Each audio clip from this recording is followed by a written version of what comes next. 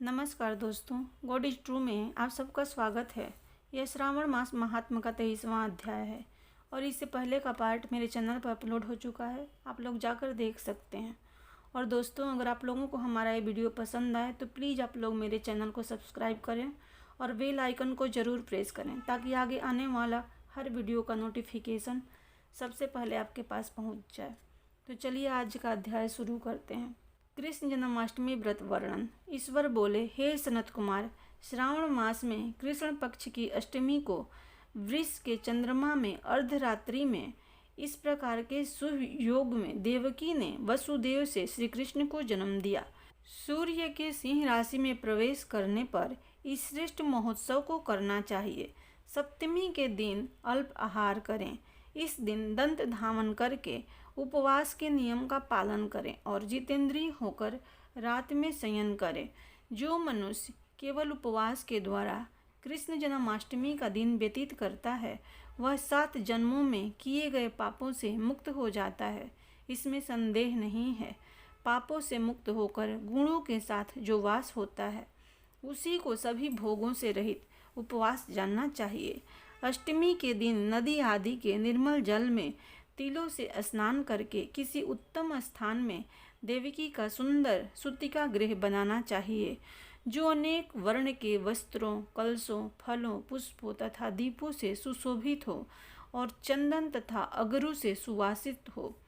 उसमें हरिवंश पुराण के अनुसार गोकुल लीला की रचना करें और उसे बाजों की ध्वनि तथा नृत्य गीत आदि मंगलों से सदा युक्त रखें। गृह के मध्य में षष्ठी देवी की प्रतिमा सहित स्वर्ण, चांदी, ताम्र, पीतल, मिट्टी, काष्ठ अथवा मणि की अनेक रंगों से लिखी हुई श्री कृष्ण की प्रतिमा स्थापित करें।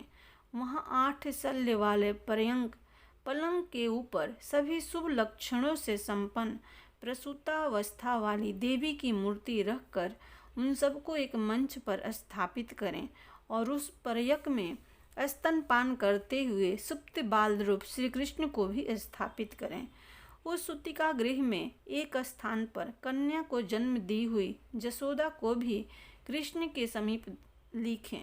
साथ ही साथ हाथ जोड़े हुए देवताओं, यक्षों, विद्याधरों तथा अन्य देव योनियों को भी लिखें और वहीं पर खड़ग तथा ढाल धारण करके खड़े हुए वासुदेव को भी लिखें।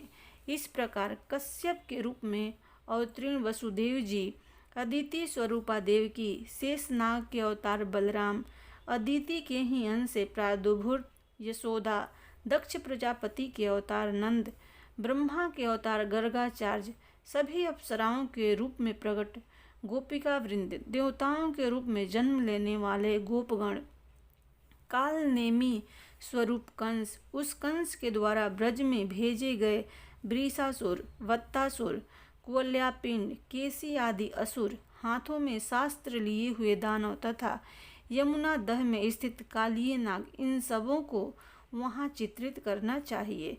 इस प्रकार पहले इन्हें बनाकर श्री कृष्ण ने जो कुछ भी लीलाएं की है उन्हें भी अंकित करके भक्ति परायण होकर प्रयत्नपूर्वक 16 उपचारों से देवकी इस मंत्र के द्वारा उनकी पूजा करनी चाहिए।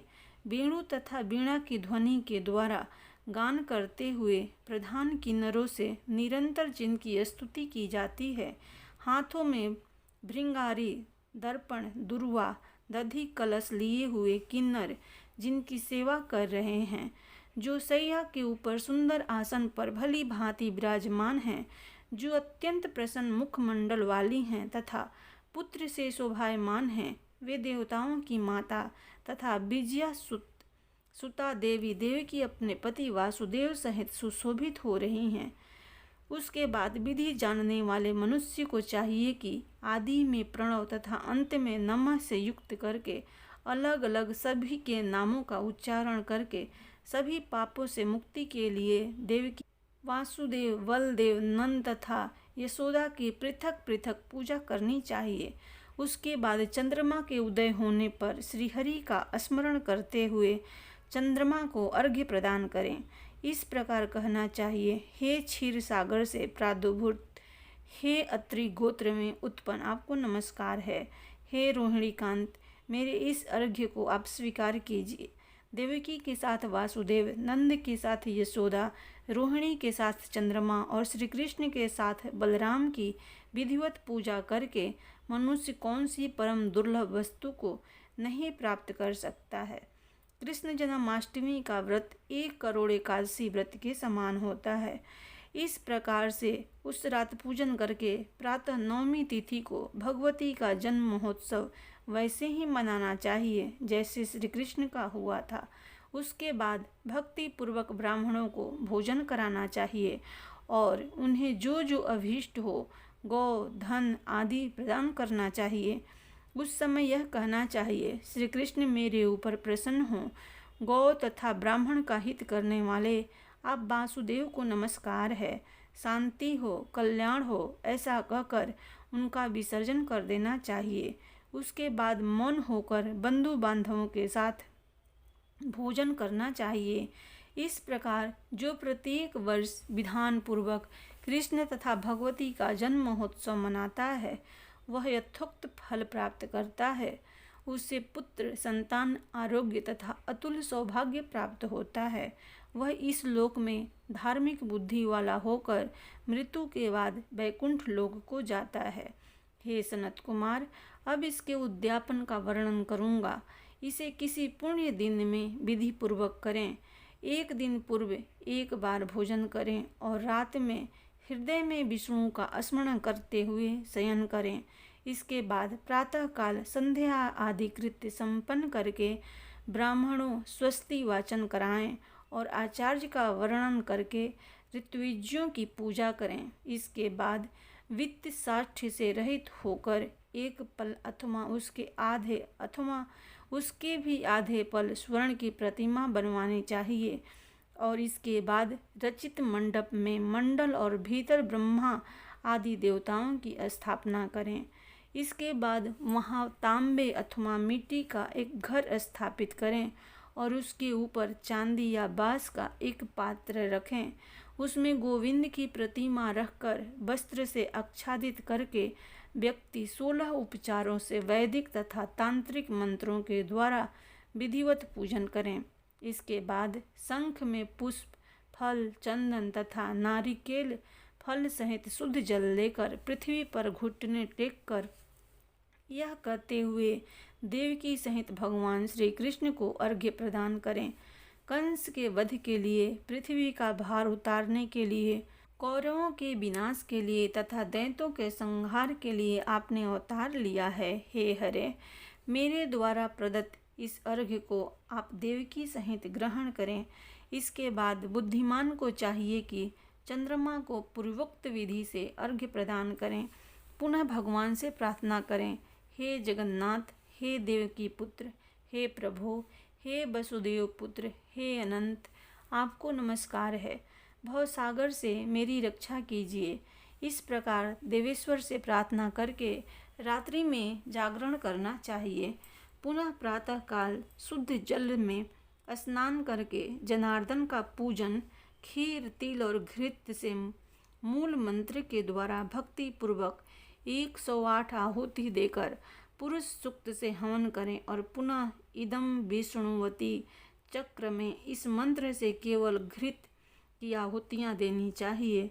पुनः पूर्णाहुति देकर तथा होम से संपन्न करने के अनंतर आभूषण तथा वस्त्र आदि से आचार्य की पूजा करनी चाहिए। उसके बाद व्रत की संपूर्णता के लिए दूध देने वाली, सरल स्वभाव वाली, बछड़े से युक्त, उत्तम लक्षणों से संपन्न, सोने की सींग, चांदी के खुर, कांस्य की दोहनी, मोती की पूँछ, ताम्र की पीठ तथा सोने के घंटे से अलंकृत की हुई एक कपिला गोश को वस्त्र से आच्छादित करके दक्षिणा सहित दान करना चाहिए। इस प्रकार दान करने से व्रत संपूर्णता को प्राप्त होता है। कपिला गौ के अभाव में अन्य गौ भी दी जा सकती है। इसके बाद ऋत्विज्यों को यथा युग दक्षिणा प्रदान करें। इसके बाद 8 ब्राह्मणों को भोजन कराएं और उन्हें भी दक्षिणा दें। पुनः सावधान होकर जल से परिपूर्ण कलश ब्राह्मणों को प्रदान करें और उनसे आज्ञा लेकर अपने बंधुओं के साथ भोजन करें। हे ब्रह्मपुत्र, इस प्रकार व्रत का उद्यापन कृत्य करने पर वह बुद्धिमान मनुष्य उसी क्षण पाप रहित हो जाता है और पुत्र पौत्र से युक्त तथा धन्य धान्य से संपन्न होकर बहुत समय तक सुखों का उपभोग कर अंत में वैकुंठ प्राप्त करता है।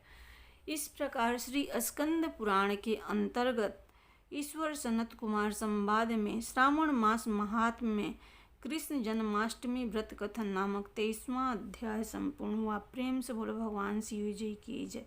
जगत जननी माता पार्वती जी की जय।